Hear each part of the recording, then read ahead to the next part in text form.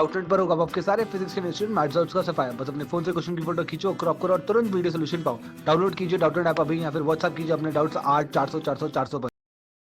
Hello students, इस question में हमें दिया गया है velocity time graph for a particle in one dimensional motion. कौन सी मोशन है? 1D। और आपको ग्राफ कुछ इस तरह का दिखाया गया है जो कि क्वेश्चन में यहाँ पे विजिबल है। ठीक है, ये v है और ये t1 टाइम है, ये t2 टाइम है, यानी कि इस एक्सिस पे हम टाइम ले रहे हैं और इस एक्सिस पे वेलोसिटी ले रहे हैं। तो वेलोसिटी क्या है इसकी? चेंज हो रही है, चेंज हो रही है, चेंज हो रही है, चेंज हो रही है, चेंज हो रही है और चेंज होती चली जा रही है। और चेंज भी कैसे हो रही है? वेरिएबली चेंज हो रही है। वेरिएबली चेंज हो रही है, इसका मतलब क्या है? इसका मतलब यहाँ से मुझे ये निकल के आता है कि dv बाई dt, ठीक है, यानी कि velocity with respect to time अगर मैं इस कर्व के लिए फाइंड करूं तो वो होगा slope of the curve. Slope of the curve, slope of the curve हो गया। ठीक है, बिल्कुल बेसिक बातें करेंगे, फिर जो आपको क्वेश्चन में डेटा दिया हुआ है उससे रिलेट करूंगा सारी चीजें। स्लोप ऑफ द कर्व ये होता है और स्लोप ऑफ द कर्व को हम क्या बोलते हैं यहाँ पे? dv by dt acceleration.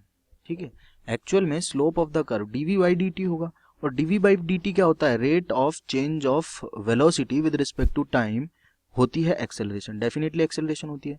अब ये स्लोप ऑफ कर्व जो है इज नॉट कांस्टेंट, क्योंकि स्लोप क्या हो रहा है? चेंज हो रहा है बार बार। स्लोप तो मैं बोलता कि कांस्टेंट है इस लाइन के लिए, इस लाइन के लिए, इस लाइन के लिए, ठीक है, लेकिन यहाँ तो स्लोप क्या है? कांस्टेंट नहीं है, हर एक पॉइंट पे चेंज हो रहा है। भाई यहाँ पे अगर मैं स्लोप देखूं तो ये टेंजेंट डालूंगा, हॉरिजॉन्टल के साथ एंगल थीटा है, ठीक है। यहाँ पे अगर मैं स्लोप देखूं थोड़ा ज्यादा है एंगल थीटा, ठीक है। यहाँ पे देखूं तो इस डायरेक्शन में है, यहाँ पे देखूं तो स्लोप ही नहीं है, जीरो हो गया। तो इसका मतलब वेरिएबल स्लोप वाला ग्राफ है। वेरिएबल स्लोप का मतलब हुआ कि dv बाई dt। देखो dv बाई dt, अब ये हर बार जरूरी नहीं है कि स्लोप वेरिएबल हो तो dv by dt he variable होगा। स्लोप अगर ये xt ग्राफ होता तो dx बाई dt वेरिएबल होता। अगर ये एक्सेलरेशन और टाइम ग्राफ होता तो da बाई dt वेरिएबल होता। यहाँ पे लेकिन जो ग्राफ दिया गया है उसके अकॉर्डिंगली मैं ये बोल सकता हूँ कि dv बाई dt वेरिएबल है, इसका मतलब एक्सेलरेशन वेरिएबल है। वेरिएबल एक्सेलरेशन की एक जो खास बात होती है वो ये होती है कि न्यूटन्स के आप जो इक्वेशन होती हैं, न्यूटन्स इक्वेशन ऑफ मोशन, ये आप वेरिएबल एक्सेलरेशन पे नहीं लगा सकते। ये सिर्फ और सिर्फ कहाँ काम करती है? कांस्टेंट एक्सेलरेशन मोशन पे, कांस्टेंट एक्सेलरेशन मोशन पे। ए क्या है? एक्सेलरेशन है यहाँ पे, ठीक है। फिजिक्स में ए का मतलब एक्सेलरेशन ही होता है।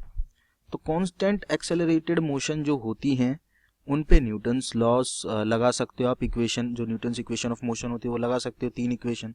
लेकिन अब क्योंकि ये एक वेरिएबल एक्सेलरेटेड मोशन है तो इस पे न्यूटन की इक्वेशन तो लग नहीं सकती। तो यहाँ पे मुझे कुछ इक्वेशंस दी हुई हैं और ये बोला गया है कि which of the following equations are correct. ये फाइंड करना है कि कौन सी इक्वेशन करेक्ट है।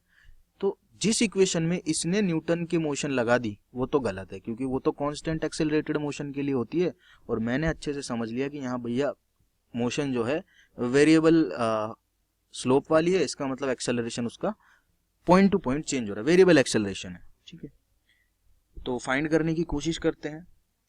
तो x एट t2 यानी कि t2 टाइम पे जो x होगा वो क्या होगा वो मुझे देखने की जरूरत नहीं है। इसने भाई ने यहाँ पे क्या लगा दिया है? न्यूटन की इक्वेशन लगा दी। डिस्प्लेसमेंट कैसे निकालते हैं? हाफ ए टी स्क्वायर से निकालते हैं।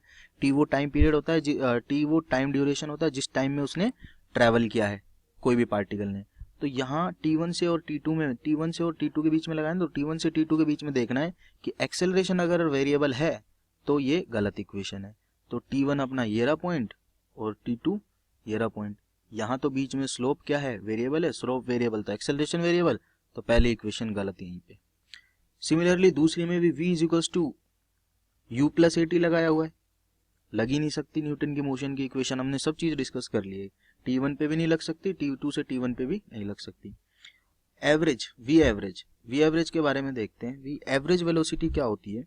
एवरेज वेलोसिटी अपने पास में होती है कि displacement total divided by total time, ठीक है। तो ये न्यूटन की इक्वेशन नहीं है, यहाँ से न्यूटन की इक्वेशन का कोई लेना देना नहीं है, तो ये सही है। डी के बारे में बात करूँ तो एक्सेलरेशन एवरेज ये लिख सकते हैं, बिल्कुल लिख सकते हैं। ई के बारे में बात करूँ तो यहाँ पे फिर न्यूटन की इक्वेशन लगा दी, जो कि गलत है। और एफ में दिया गया है x T2 minus T1 are area under the VT curve, यानी कि डिस्प्लेसमेंट अगर मुझे फाइंड करना है T2 से T1 के बीच का, ठीक है, और वेलोसिटी और टाइम कर्व दिया हुआ है, तो T1 से T2 के बीच का वेलोसिटी ये है, इस तरह से वेरी कर रहा है, और मुझे फाइंड करना है डिस्प्लेसमेंट। तो डिस्प्लेसमेंट क्या होता है, देखो v इज इक्वल्स टू होता है dx बाई dt, और dx क्या हो जाएगा v dt। इसका मतलब area under the curve of vt curve, तो इसके बीच का जो एरिया होगा वो T1 से T2 टाइम में पार्टिकल के डिस्प्लेसमेंट को रिप्रेजेंट करेगा।